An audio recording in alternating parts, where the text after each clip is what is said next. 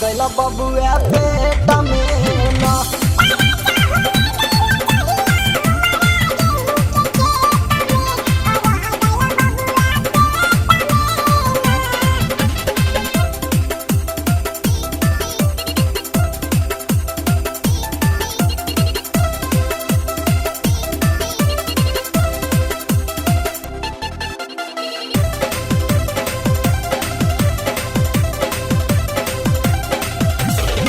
ढेरा दिन छुपा के रखनी अपन हम चीज के 5 मिनट में फाड़ दिहला मोर स्वामी जके।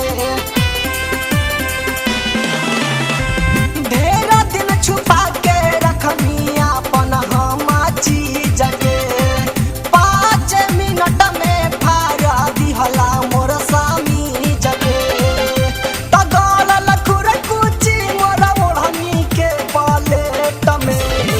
गैला बबुआ पेट में ना।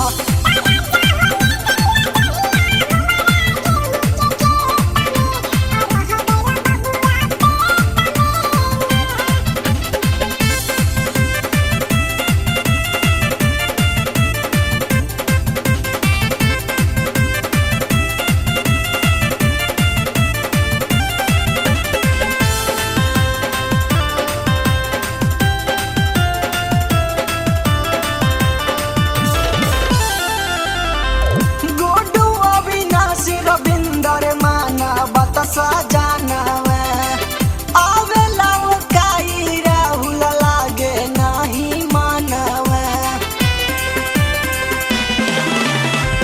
मानो जो अखिलेश धर्मेंद्र मान बतसा जानवे आवेला वो काई आशीष लागे नहीं मानवे। तो दिलीप परमत कराला गवनाया सोचे ठमे रह गइल बबुआ पेट में ना।